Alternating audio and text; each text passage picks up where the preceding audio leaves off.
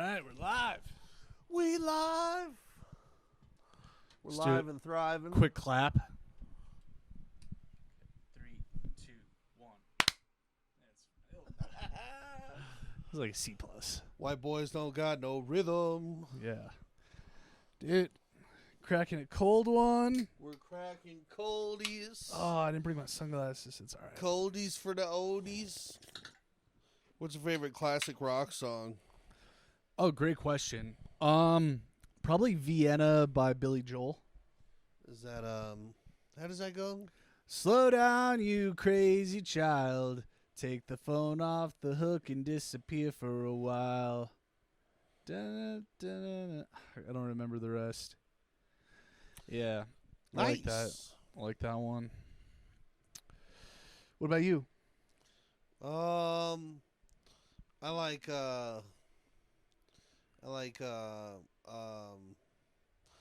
don't like Don't Stop Believin'. I think that one's overplayed. It's a great song. It's It a is great overplayed. song. I like oh man. I like that Fortunate Son. Anything from the Guardians of the Galaxy soundtrack. Oh, yeah. They killed it with that. Dude, Yeah. that guy had a fun job. Oh, yeah. Just deciding those songs for 3 movies. Ooh, I wish. And he probably got paid 6 figures, right? Yeah. Oh, yeah, easily. Yeah. That's crazy. Party time tonight. What's going on?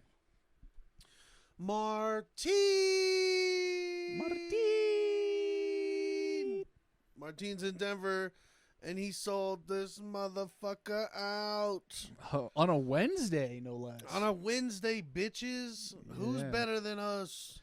Wednesday's the worst day of the week, and that's why I love that our podcast is on a Wednesday, because it gives me something to look forward to for Wednesdays. Mm-hmm. You know? You know, Wednesday is really my Monday. Yeah, because you got the whole weekend. Yeah. Mm. So my weekend is Monday and Tuesday. So Wednesday's my Monday, and it's a good Monday. It's a good kickoff to the week. Yeah. Yeah. So Fridays are your Wednesdays. Fridays are my Wednesdays, and Fridays are tough. Fridays are tough, yeah. Fridays are tough because it either starts a long weekend or it's like smack dab in the middle of a long work week. But it's always a lot of, I don't know, Fridays I'm always working until late. The wee hours of Saturday morning. And then it's just like this weird area that I sleep when the sun's out. And then I'm back up by like noon. And then it's noon till 3 a.m. working. It's a long schedule. So what you get home at what time Friday nights? Probably like between 1 and 3. Oh wow. And like how often do you like hang with the comic after the show? Is that common? You know, the opportunity to do that is there often, and I haven't jumped on it like I ever thought I would. Interesting. I have a few times before. But I mean, like, I get invited to bars a lot. Like, hey, come, let's have a couple drinks. And I don't like drinking at the end of a work night. I don't know what it is. I'm usually, like, fucking exhausted. And I just don't want to go sit at a bar over, like, a beer. Unless I don't know. I haven't jumped on it. But there's been times where, like, see... That's more normal than sitting in a car and just talking comedy with comics, which I've done that, like dropping them off at the hotel where we just sit out there and we're talking for like 40 minutes about the business and shit. That's cool. And you're like, that all could have been done at a bar. Mm-hmm. But the bars that are open around my work suck. Yeah, they're like suburban bars. Well, they're just... One of them's ghetto as hell, and they're slow. Like the service, like you go over there, and it's just, fuck, man, it sucks. Should we put them on blast? You can. Brothers. I think it's just Brothers Bar. Oh yeah, that's like a chain. Yeah. Oh. Awful. Slow as hell. Dirty as hell. The employees, I'm calling y'all out. Whoever's throwing garbage out, it's like a snail trail from their fucking back door to the dumpster. Ooh. And then they'll like rip a bag and it'll just be a bunch of trash left on the ground. I mean, they're really despicable people. It's not very brotherly. It's not brotherly at all, you know. What are we, brothers in North Korea? Yeah. I feel like they're not very nice to each other up there. Yeah. North Korea is a weird place. Would you go? Would you go vacationing?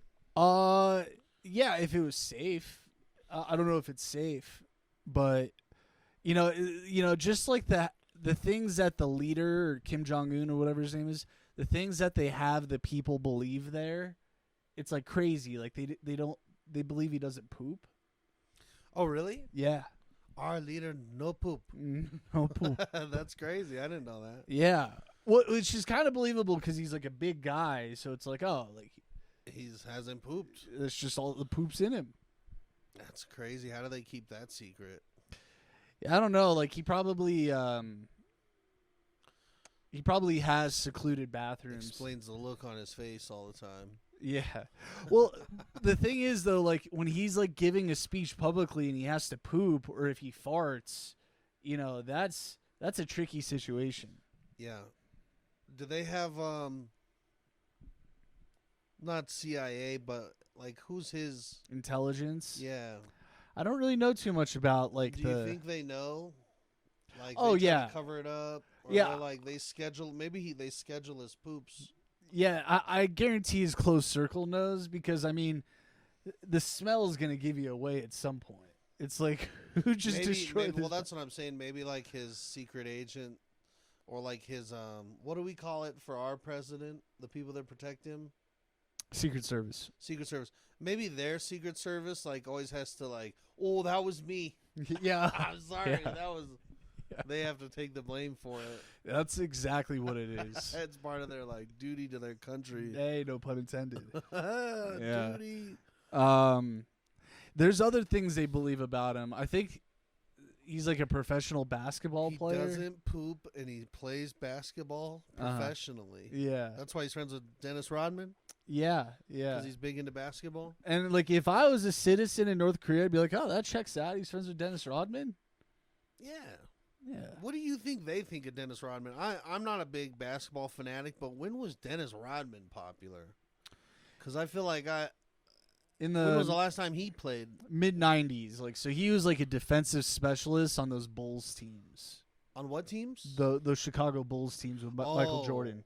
Oh, shit. So he came up with Jordan? Mm-hmm. I think he was on the Pistons, but then they signed him for a few years and had a crazy Another thing run. Kim Jong doesn't do. He might piss. He might piss. I don't know. Like pissing's way less gross than poop. I know. I don't know why they would be so offended that he'd poop. Like, do they think he's a god, like an actual like entity or something? Yeah, and maybe that's U.S. propaganda. Yeah, that's what's hard to decipher. Ain't it? It's like what are they telling us about him? Mm-hmm. What are I know that like isn't it South Korea blares music and stuff across the border? We're not gonna take it. I think they do it to try to eliminate the propaganda that none of that shit exists. Like, I feel like I've heard that. Like they'll because I think certain types of music are banned in North Korea, and you can't just go buy like the new CD that came out or whatever. So I think South Korea blares it from their side of the border into North Korea. Yeah, but like that's like a mile. Oh, I know. I know. Like, there's and it's funny too because if I remember seeing like video or picture of it, it is very like a wooded area, like it's like the forests. Yep. Yeah, I wonder what the day-to-day life is like, you know? Like I wonder I feel like I watched a documentary, and when they have, so I don't think anything is like operated.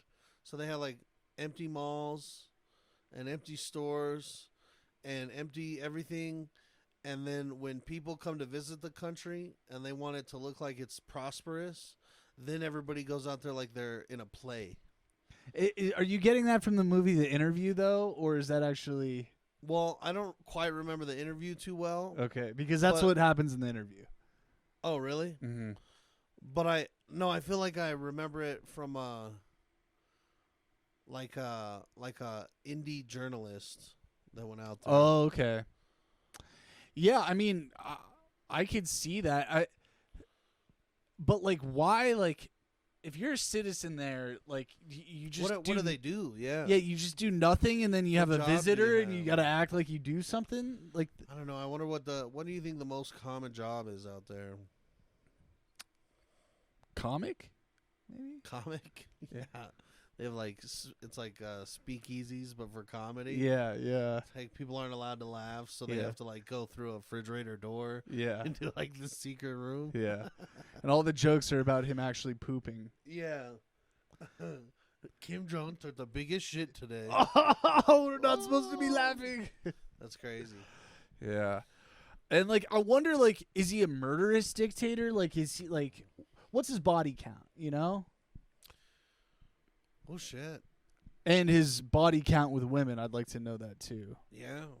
You know, I wonder what's your body count? my body count. Yeah. Mm, How many women have you been with? I'd say at least 12. Mine's like 21 or something like that. Yeah. I took a respectable approach. That's Like, good. they have to be awake Oh, and consenting for me. oh, okay. Then mine's like 30 or 40. You know what it is? Whoa. No, I'm just kidding. I'm just messing. Uh, Yeah, mine's been pretty chill. Well, here's the other thing is started young, and I don't What- think that how was old a were good you? thing for me. I was like Yeah. 15, 16. wow. So it's like there was the age where I'm pretty sure I felt societal pressure or like peer pressure, like, and Yeah. I don't know where it was coming from. It might have been in my own head, but I felt peer pressure like, oh, I have to lose my virginity. And then I lost my virginity, and I was like, I don't even know if I count the first time, because I was like, it was such a strange. I'm definitely not gonna put it on blast, but it was a strange setting and place. I liked the girl, and the girl liked me, and that was all great. But just the setting was not appropriate, and the time was not appropriate, and Was it at church or something? the the timing was not appropriate, and like it was so rushed, as in like we didn't need to be doing that there. And then because I remember like after that, I think I slowed down later in life because I was like, oh, that you don't gotta like Or you gotta prove. buy into exactly. You don't gotta buy into like whatever Society. norms, you know. Yeah. Because then you see like in high school, I saw people that were just hoes. You know what I mean? Yeah. And yeah, I think it affects you later in life. It's funny. I felt the pressure because I wanted to lose my virginity more than anything, but until I was like 16, I didn't even know what sex was. I wasn't Yeah, see- jerking off until I was like 16. That's the thing is you're just like you're trying to fit somebody else's narrative, I think, of what's cool or what needs to be done at a certain time. I remember like I thought at 16 I was like the last one. You know what I mean? I was like, everybody No. is having sex but me. I mean, maybe in your friend group, but I was No. like number 2 or 3 in my friend group, and I was late. Well, how do you think it affected your sex life in your 20s? Well, so I was like scared of sex because there's so many consequences that can come from it. Yeah. And so I was always very aware of that. And Nervous Nelly. yeah, like I didn't I really didn't like having sex because that month afterward I would just be like stressing it, and like especially if I didn't wear a condom. Shit. And I went into it like a white t-shirt. Where like it's nice right now. And it's going to get some stains on it, and it's going to get dirty, and it's going to get maybe ripped up a little bit. But I got a white t-shirt right now. That's how I went into it. I just thought like until you're tainted, it's a free reign, which was an awful thinking pattern starting out. But I became an adult pretty quickly in my 20s. And then I was on the road where like it totally changed the game. You're just a contractor in a different city every night.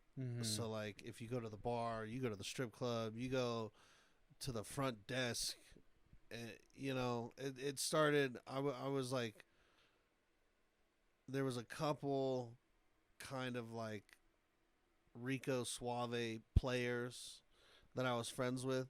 And so all they wanted to do was go to strip clubs and be hella flirtatious. And so I kind of learned that from my like early 20s on. And like how to spit the game from them and whatnot. Just make them laugh. Yeah, it's true. Like make a girl laugh at a bar and don't be weird. See, I think I had a nice boundary of like I'm not gonna over creep any of these ladies out. But if I spark a conversation and she's into that conversation, I'm gonna have fun. Like a lot of my life in my 20s was just having fun out there. I'm in like Minneapolis, you know, so I'm like, cool. While I'm here, I'm gonna drink at all these bars, and it's exactly what everybody else here is doing. They're all drinking and hooking up, and it's like you do that in every state you go to. And it was wild. But I did try to have like stable relationships at home, but it proved impossible because I was always on the road. Yeah, it's tough because like that long-term stuff don't work out. Yeah, like the women you're meeting on the road, either way it's going to be long distance, you know. Oh, no, those situations were together. Yeah. Those situations were always like, yo, I'm a contractor that's here for another week. Yeah. And the ladies knew that. So that's good. But, like, if you did fall for one. Back home, I'd come home and I wouldn't really be, like, trying to date. But sometimes, like, it would come to me. And they'd be like, oh, well, you should come hang out more, or da-da-da. And I'd be like, oh, I didn't even know you were like... that was a move. Yeah. So, like, those relationships where I'd be like, well, let me try to go on a few dates with this girl. Those never worked out because I'd always have to leave town. And it was always like, one of them, I felt like I wasn't... I was like, this isn't fair to this girl because she's a sweet girl. I enjoy spending time with her, but I'm out of town all the time. And loyalty wasn't a problem. I could stay loyal, like a very loyal person. So, like, that wasn't an issue. But I was like, yeah, I can't really be a good partner to you when I'm on the road all the time. Like, I can't answer your phone calls. I can't, you know, I had such a wacky schedule. And then the other girl, I just fucking, she was kind of weird in the sense that, like, she started to have like jealousy that I'd leave town, and she'd be like, "What do you mean you gotta?" She's jealous you have a job. Yeah, and I'm like, "Well," I was like, "What do you mean? What do I mean?" I'm like, This is the work I'm in. Yeah, yeah. Like, I gotta drive to Chicago tomorrow for 2 weeks, and then I'm gonna come home for a night, and then after I'm home for that night, I'm driving to like somewhere else, Yeah. New York, Atlanta. It's like I won't be here. So those relationships never worked out. And then I kind of stopped seeking relationships, and then I'll get sad, and then I'll be like, man, I really want to be in a relationship. And then I'll go find a relationship that'll just like, once you start to kind of manifest it, you're like, I want to be in a relationship. I'm feeling lonely. I want my person, blah, blah, blah. Then I always would find one again. And every time I did that, that relationship was better. Oh, interesting. So like since I've been home, because after like after like 9 years on the road, I was like done with the road life because it was so. I felt like I was missing out on life here back home. All my friends were growing up. We're growing apart. They're all having families. I'm just fucking hitting the road all the time. I'm not getting invited to shit no more because it's like, well, he's not going to be in town, or like, why even tell him? I get it all, and it didn't really like hurt my feelings. I understand it, but I felt like I was losing out on life here, which is why I gave up like the life on the road for the time being. What's funny is the career I ended up choosing when I came back is going to lead me back on the road. Yeah, Before too very long, Yeah, but the difference is this is something that you're passionate about, and you're happy to be on the road for this rather than right. I also think I know how to cope on the road. That took years, I did it for 9 years, and the first couple of years, the first year or year and a half, you're pretty thrilled because you're just seeing the whole country. And then there's like a lull where you're kind of depressed because you're just like, oh shit, I'm nobody in this city, and all the people that I have as like support systems are thousands of miles away. They won't even answer the phone if I call. They'll just try to return my call. So it's like you have to find a way to be like, oh yeah, this is my life, living out of a suitcase. From hotel to man camp to wherever the hell I'm at.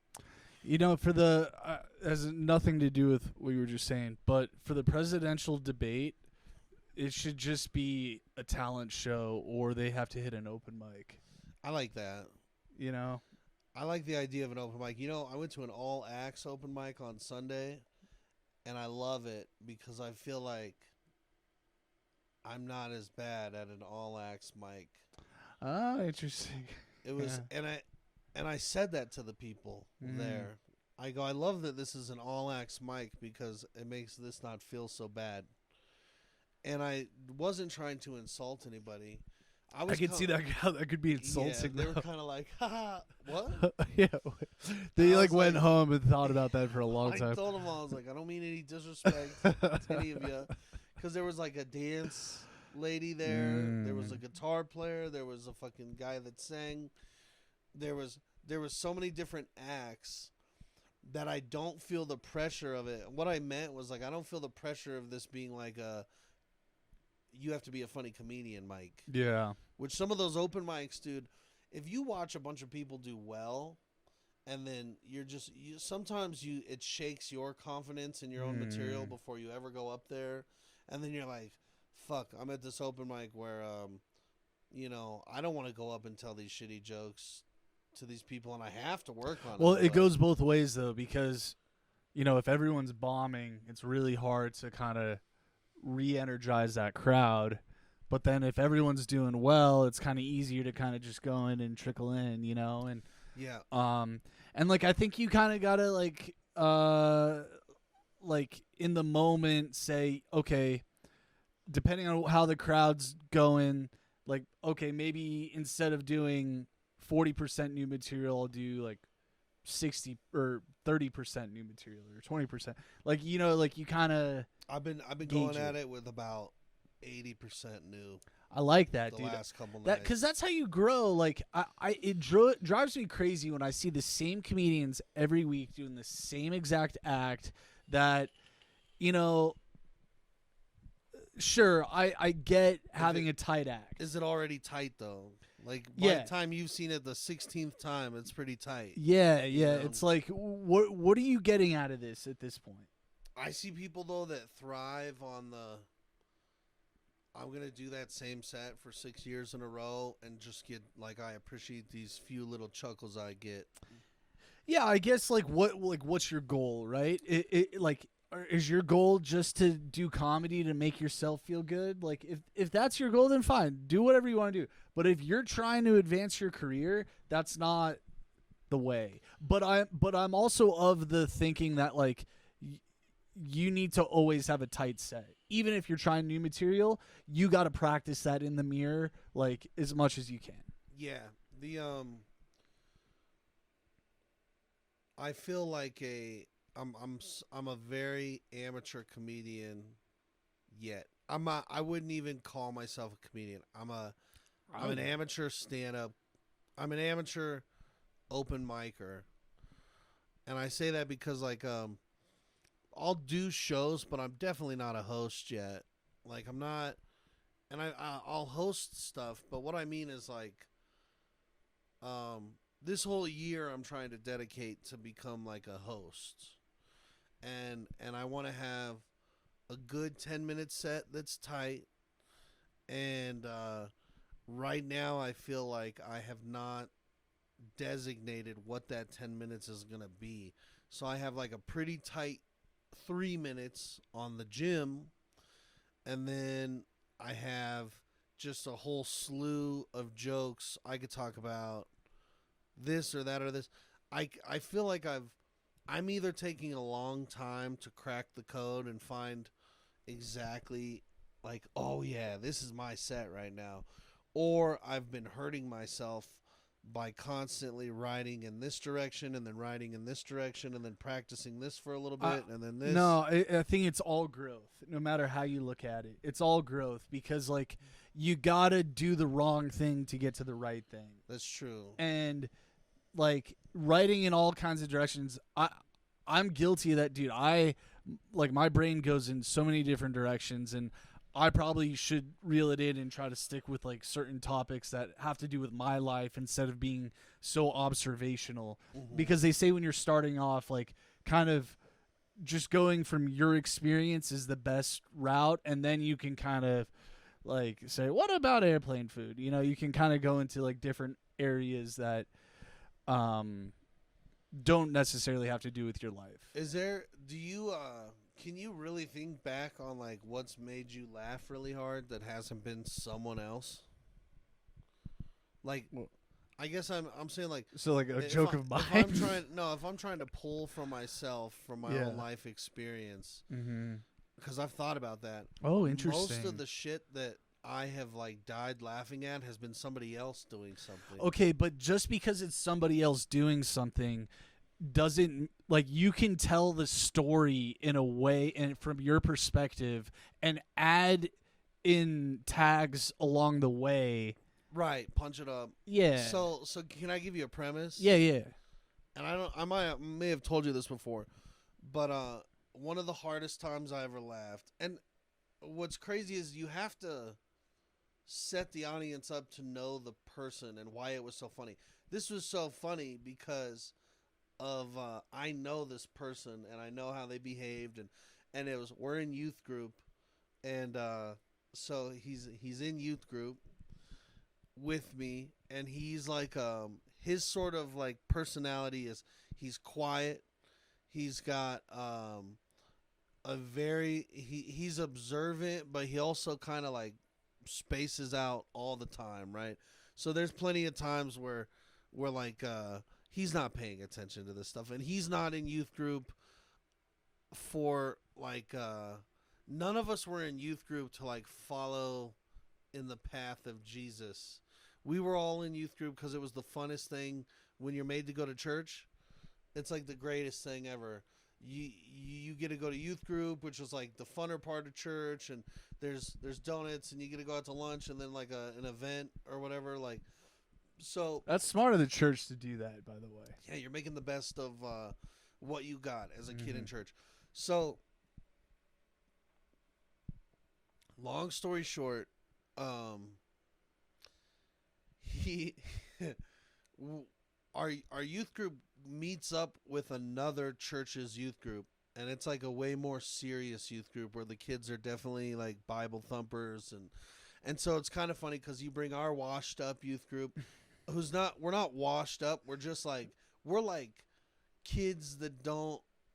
We're there to have fun. We'd sneak a cigarette if we could. You know what I mean? Pack. Like, yeah, we're like the dangerous kids. Mm-hmm. And we go to this very serious youth group, and it's kind of funny. It's like the first time we've tried to combine with another church, and these people are serious. They meet every Wednesday night, and they have like this whole thing. We're gonna play games. We're gonna have a Halloween party. We're gonna do this, but first we're gonna like worship, and we're doing these exercises as a group, and we welcome this youth group to join us. And tell you what, folks, here's a piece of paper and a pen, and we're all gonna draw.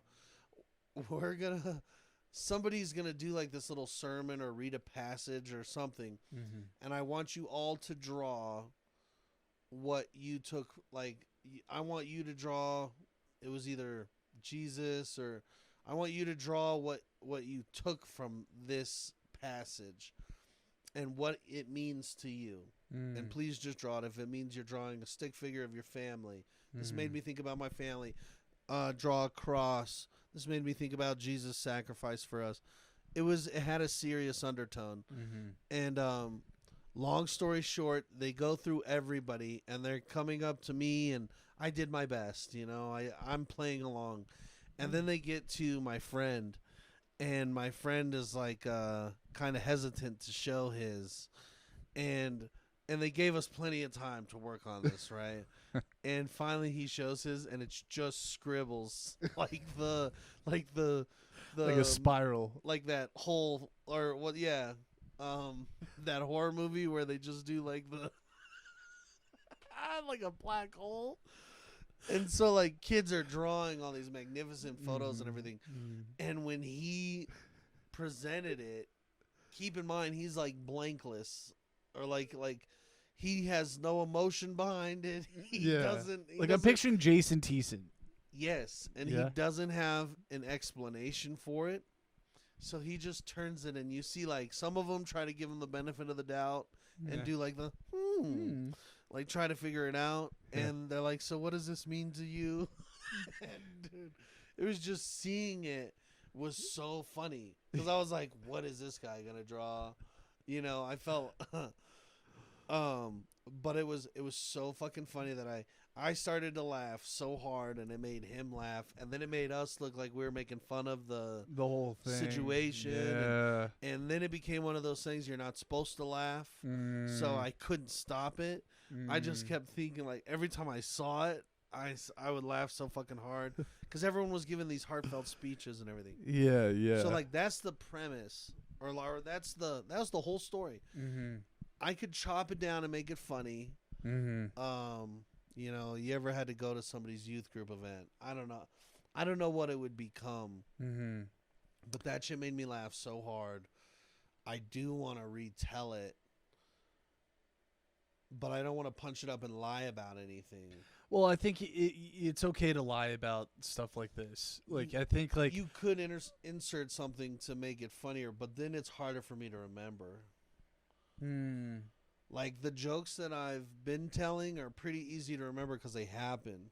Yeah, I mean, you could write something about, like, what he says. What did it mean to him? What did he say? I don't even fucking remember. I don't think he had anything to say. I think he started laughing when I started laughing. And he's like, life is just a dark void. It was. Yeah, that's really funny though.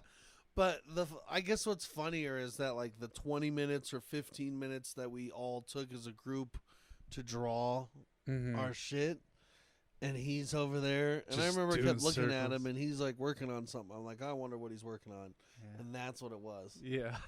That's pretty funny. Yeah. Church, I do want to find the funny in church, because we used to be kind of little hellraisers, and you could be a bad kid at church, you know, How?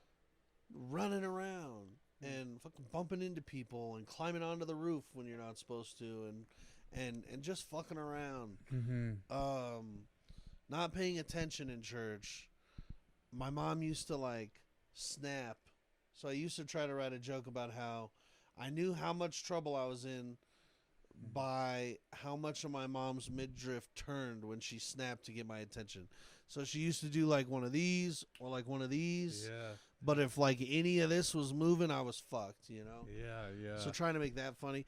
One time in church, my grandma, she was notorious for keeping mints.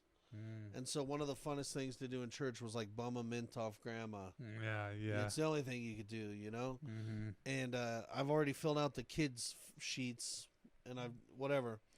But dude, one time I tried to bum a mint off grandma and I popped it and it was an aspirin. And I don't know why, but that was funny to me. Because I was like, oh, my grandma's got aspirins in there with her mint. My grandma didn't know. She thought it was a mint. Oh, yeah.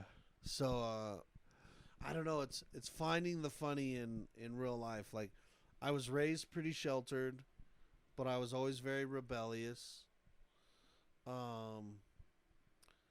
Life was pretty okay. I think I made it. You think that it's worse than it was, but it was pretty. We had a pretty safe upbringing. Yeah, I think like, you know, just kind of going. It's so hard because like we're 30 years old now. Like it's hard to like. There's just so much that's happened in our lives that, you know. Don't you feel pretty positive though that between 30 and 40 are going to be like the best years where you're going to be in most control of how you direct your future? Yeah, I think we're both going to see a lot of success in the next decade. Thanks to you. Yeah. But I also think like, you know, your frontal lobe's not fully developed until your mid-20s, you know? We've only had a fully developed frontal lobe for like 5 to 7 years. And how have you used it? I haven't really used it much. I mean, that's not true. I feel really good, like in the sense like I think I'm the funniest I've ever been right now. Cool. I think I'm like the most creative. I think I'm the most caring and loving version of myself right now. And I think that's true not for just me, but for you and like most people. Like I think most people are always like are growing and are constantly evolving into, you know, and I think like just like here's the thing, like I think there's so many stories that happen in our life that we kind of write off as like, oh, like that wasn't that funny, but in reality it really was really funny. And because there's times where I'll tell a story to someone not thinking that it's like that funny, but it gets a rise out of them and I'm like, whoa, like I never thought to like tell that story in like a stand-up setting before. You know what I mean? Have you ever had that happen? Yeah, I haven't touched storytelling in stand-up yet. Yeah, I don't know, and that's one thing I'm struggling with too. Is like a part of me wants to just be like a Mitch Hedberg like one-liner and just like rattle laugh like that. I had a very like a comic I respect a lot, who's very funny. Just he's in Tennessee now, and he told me, he goes. And he's not one that's going to, like, chime in. But he did, and I was honored that he did. But he told me that. He goes, you know what? He goes, you're like a Mitch Hedberg. You're strongest when you're doing your short one-liner jokes. And he saw it. And that set I remember doing very well, and I followed him. And he crushes every time. And I followed him, and I did do a lot of short jokes, and it was an interesting thought because it's like, yeah, I do like writing a one-liner, but I don't really think I'm gonna be a one-liner comic. Do you think it's harder to become a successful one-liner comic? To become a successful one-liner comic, I think it's. I don't know. I think it's more to remember. Mm-hmm. I think they're probably putting in a little bit more work as far as how much material they're writing, of course. Mm-hmm.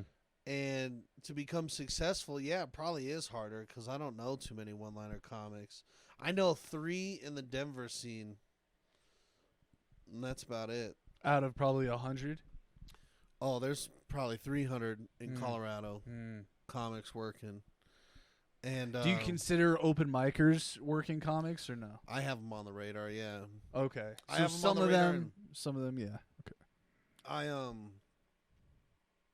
I'm an unemployed comic right now. like I wouldn't have you on the list. No, I'm not on. I wouldn't consider Yeah. myself on the list. But an open micer, somebody that's like, Yeah. that I see going out, I don't count them out. I Mhm. consider them part of it. Now, that list grows way shorter when it's my booking list.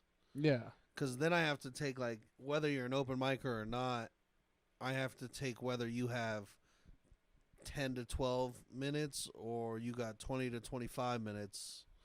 And that filters out a ton of people right there. Mm.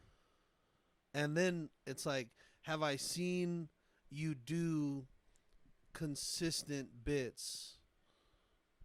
Like, have I seen... Because here's the thing. I watch a lot of comedy, but it's pretty easy for me to remember people's set. Not all of it or the intricacies of it or whatever, but I can pretty much tell you, if you named a comic, I could tell you one of their jokes or more. Do you want me to? Sure. If you, Evan Joe. Oh, fuck. How did I get you? He's funny though. He's hilarious. Yeah. I think he. I do remember a pretty funny opium reference or like opioid reference, but I think it's just a quick one-liner he throws out at the beginning of his set. He might be like, "Oh, it feels good to be here," or maybe that's just all the heroin I'm on, or That's funny. Something that's very funny. Mm-hmm. And I do like him a lot, and I've seen his 5 minutes multiple times. And then I've seen his. I don't think I've seen him work out a long set, but I've also seen him work on Roast Battle a ton. And he's quick. Thing. He's super quick, and he writes a joke fast.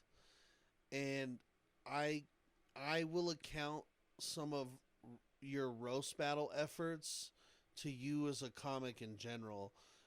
Just because you kill at Roast Battle doesn't mean you got like a killer 20 minutes.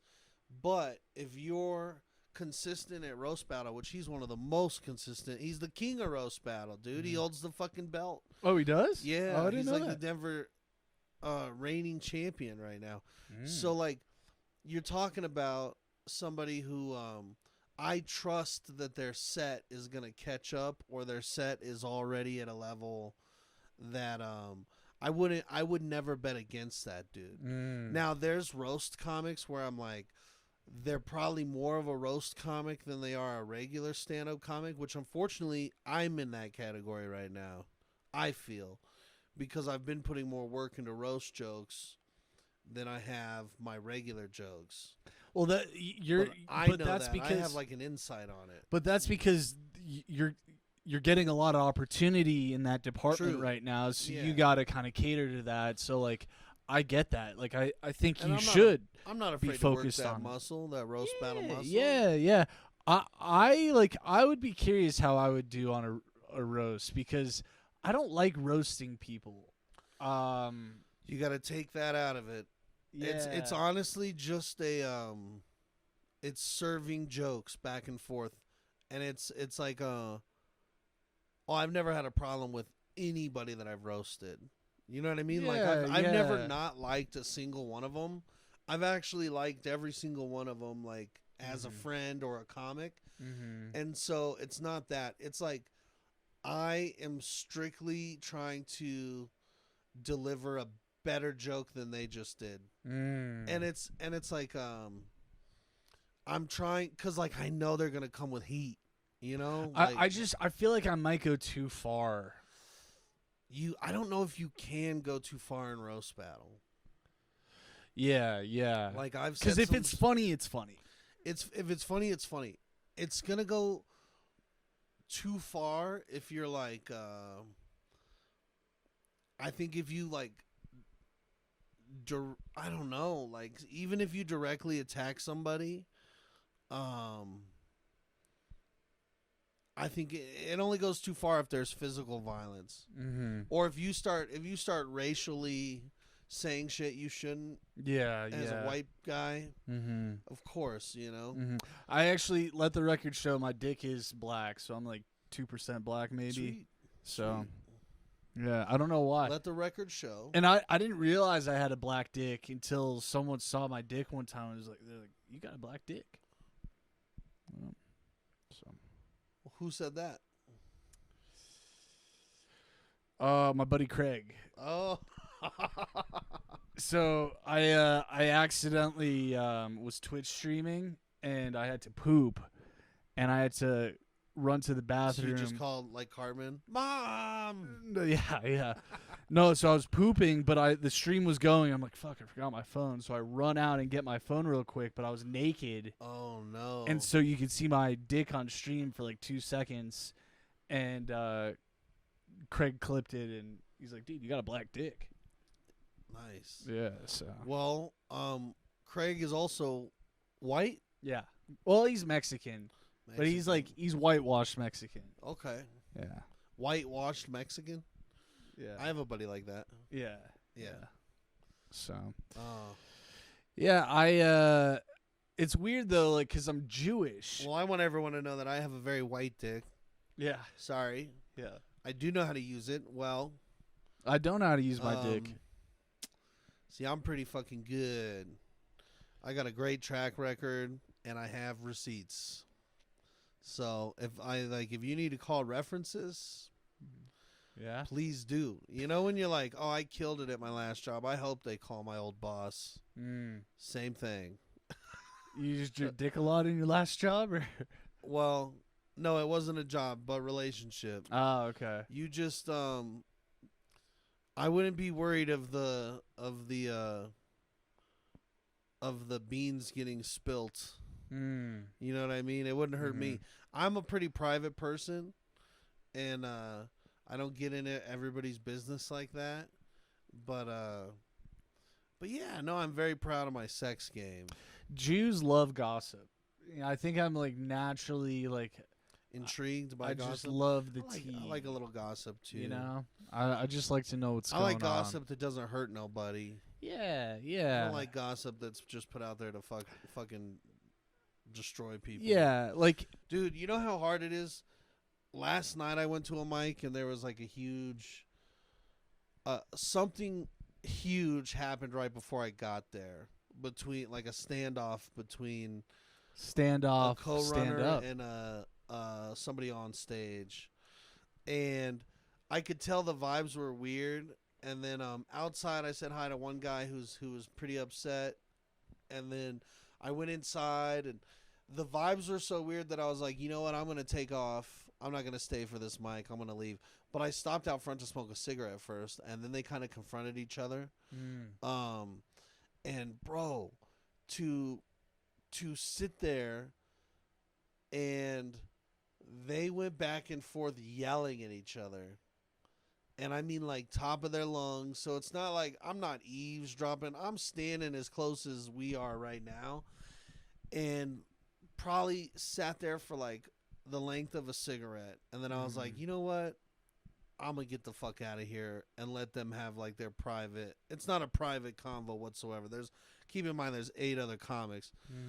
But I'm just like, I'm going to get out of here. But that little, like everything that I saw is super juicy gossip, and there's a couple people I'd love to be like, yo, yeah, guess what fucking happened last night. but I just You can't. You it's just not gotta. my business, bro. Yeah. But it's one of those things where like you don't want to start any issues. Nah. It's like, but it's cool to know. And I'm glad I wasn't there for the incident, because then you're probably more obligated to pick a side of like who was right and who was wrong. Totally. But I wasn't there at all, so I'm just like, wow, that's crazy. Yeah. That's the best place to crazy. be. That's all I can say. It's wild. Dude, I randomly just thought of a story that is so funny. And it's like, again, like one of those things where it had nothing to do with me. I didn't do anything that was funny, but just like observing the situation was so funny. So I studied abroad, right? What was her name? Yeah. Dad joke number 1. Debbie. Yeah. So we had this I'm gonna use fake names because like I gotta use a name. Can I select the names? Go for it. Male or female? All males. Males? Mm-hmm. I need 3 names. 3 names? Yeah. Okay. Piper. Piper's gonna be the autistic kid. Okay, the autistic kid, Piper. Mm-hmm. That's a good name for an autistic kid too. What's the other guys? Are they just normal people? They're normal. All right. Let's go ahead and go Derek. Ooh, yeah. And then Oscar. Derek and Oscar. Okay, I like that. So we're studying abroad. We go to South Africa. Our home base is Israel. We go to South Africa. And in Israel, though, we lived in 3 different cities in Israel.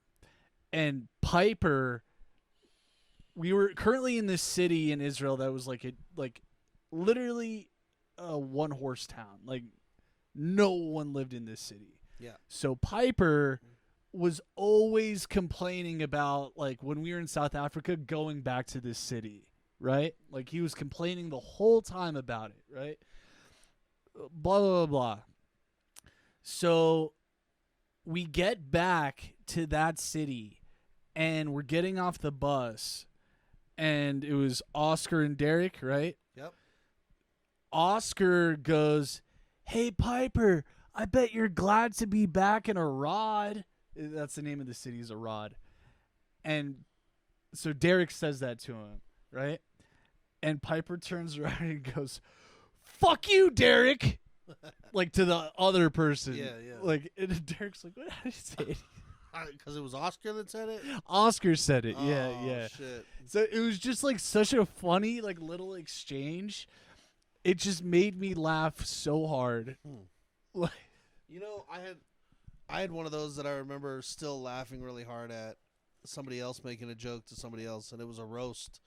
And there was a girl in elementary school, and she had those like pencil containers you'd put all your pencils in, and it was like a whatever.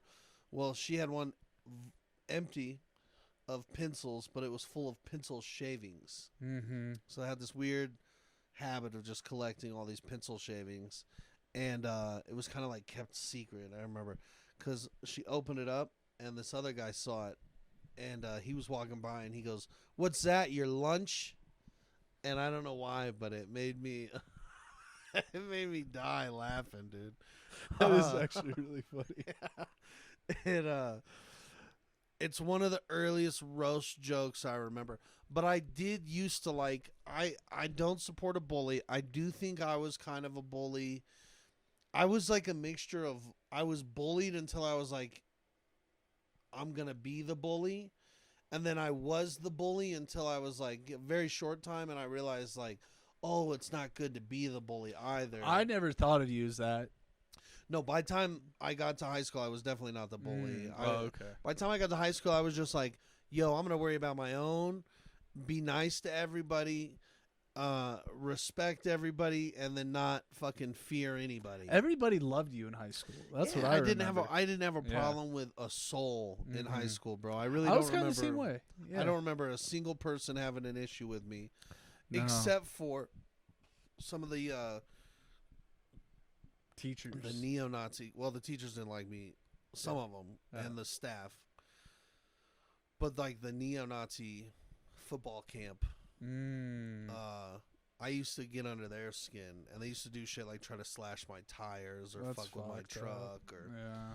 But I used to call them out Yeah. because that was the one thing I was like, I'm going to be very chill and not bother anybody, but I still was standing up for like, I was like, that's wrong. You guys are wrong. You're standing up for me and Eli. I guess, which is funny because I don't really know any Jewish people. Yeah. I just, it wasn't even like to stand up for that. It was just like, it was more of like I put a target on them because I knew they weren't understanding the ramifications of that. They thought this was like a really cool thing that's gonna like, hey, we're all fucking cool varsity football players and we're drawing swastikas on everything, and I just thought that was the most inappropriate thing. It wasn't in defense of anybody because, like I said, I didn't really know. I still don't know how to look at someone and be like, "You're Jewish, dude." I didn't even know that was happening. Bro, I don't know how you didn't. It was they were drawing it on their backpacks and they were doing the Heil shit. I remember in the them hallway. doing that. Oh, and dude. I listen, like kids are gonna be kids. Like I didn't think that was overly offensive. I think I used to get so mad about it because I felt targeted from the like the deans and stuff. I used to get in trouble pretty consistently, and I'd be like, so let me get this straight. I'm in here in trouble, but your prized fucking football team, because you remember how like some of the deans were like coaches of the football team. The and shit? double standard, yeah, dude. I was like, you're telling me that I fit here in your matrix to where I fuck up again and I'm expelled. And the rest of your fucking favorites are running around doing this shit. Yeah. I tried to point out the hypocrisy of that and the nepotism and the favoritism and the pure idiocracy of those kids. And I never backed down from that, and I'm proud of that now. But in middle school, I think I was a bully. But I was a bully while simultaneously being bullied. Wow. I was always kind of bullied. Whether it was at school, it might have been at home. It's kind of like how rape victims become rapers. Do they? I think that's common. Yeah. Well, I think I realized after a while that there was one chick that I used to kind of like make fun of, and trust me, when you're in middle school and you're what sucks is like now in high school especially, I kind of like saw where she was coming from, and she was like ahead of her time as far as being like a super hippie. But it was also an easy thing to like make fun of, and I used to make fun of this girl, and then one time in the stairwell she was like, you know what, because she was well spoken and smart, and I wasn't. I was just making dumb things like she used to wear like a noose around her neck, which I thought was quite a statement. You know what I mean? And she'd get in trouble for it from the middle school. They'd be like, you can't fucking walk around in that. But I don't even know what I'd say to make fun of her. But one day she was like, you know what? I truly despise you. She goes, I fucking despise you. And then just walked away. And I was like, I'm gonna have to really feel that one out. Because it's like, as a bully, you're like, oh, well, that didn't really get under her skin. You know? Yeah. And I think that was one of the key moments where I was like, oh, I took a look at myself. And I did a few things in my life, got a lot better. I quit lying, like little white lies. That's good. I quit little white lies, and I quit bullying. And you know, the white lies were always they're tied together somehow, because you try to white lie to like come up somehow, whether it's to like outdo somebody's story, or it's to be like, hey, don't forget about me, or you know, it's like it's a attention. cry for attention. Yeah, I used to do that too. I thought you were gonna say when you were telling that story when she was like, I despise you, And I thought you were going to be like, I have to go look up that word in the dictionary. I think I did. Oh, yeah. To be honest, I think I had to look and see how heavy that was. Yeah. But I remember that. I still think of it to this day. And if I were ever to see that lady, I would apologize to this day for being such a fuck back then. Yeah. Wait, I thought of one other story I want to tell. Are we okay on time? What time is it? Your phone's right here. 3:13. We should probably pack it up. 1 hour. Okay. Well, I'll tell this story and then we'll get out of here. It's a Dope. really quick story, and I get to use real people's names because I think they're okay with it. So it's another study abroad story. This was actually on the plane to South Africa. One of my friends, Dave, really funny guy, like so funny. Like he had the balls to do class clown stuff that I did not have. Okay, so we're on the flight. And we're studying another person on the trip with us. His name's Dan Drucker, right? And we're taxiing. We're about to take off. And my friend Dave yells, Daniel Drucker's a homo. Like, the whole plane hears it. Okay. Which I'm like, damn, dude, that was actually like pretty funny. Like, good timing on that. And but there's a rabbi couple behind me, sitting right behind me. Oh, no. And the wife goes to the husband. She's like, what did he say? And the husband goes, Daniel Drucker's a homo. No way. I couldn't believe it, dude. Yeah, that's pretty funny. Yeah. I like that, dude. I think we should have we should kick off next week with story hour. With class clown stories and the funniest stuff. I'll try to think of it. Okay. 'Cause I remember laughing really hard on the bus. Yeah. I got a pretty good story of I don't know if I've told it before, but I got a pretty good story of someone pulling a prank on me, and they really got me good. So maybe we could dive into some of that shit. Let's do it. Whatever the funniest shit was. This one went by pretty quick. Yeah. Episode 6 though. Episode 6. Yeah. Cool. Is it episode 6? Yeah. Yeah, it is. Episode 6, dude. I think I got that right. We're going to just add these up. I like that they're just adding up. Nobody's watching them. Great.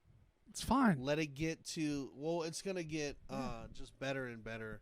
Yeah. I feel better when we do, when I don't work before I do the pod. We can change up the times if you want. It's just that dumb meeting on that meeting really drains you, huh?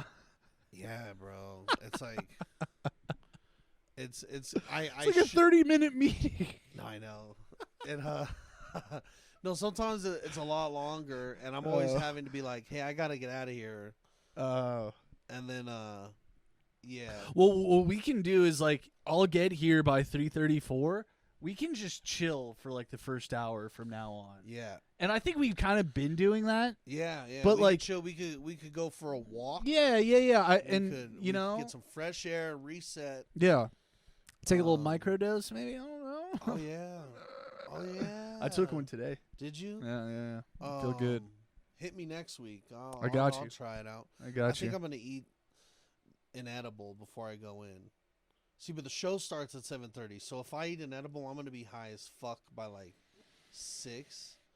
And sometimes I'm too high to deal with people, and I get a little too loose. Like I'm like just, you know, one day I roasted everybody as I sat them. That's funny. And That's it cool. It was great practice because you had to be super quick and do that. But some people really don't like it. I think it's like permission based though, you know, like you gotta just. I was not asking permission. Oh, okay. They'd walk up and I'd be like, "What member of the Buenos Vista Social Club are you?" Or you know, like whatever the jokes would be. Yeah. So we'll see. I think I'll eat a little piece of it. Yeah. And then I'll eat another piece closer to showtime. Cool. All right. Well, all right, cheers, everybody. Gang. Follow our social media. Yeah. Follow our Instagrams. Follow our YouTube pages. Follow my social media page for my cat. No, not yet. I'm just gonna leave the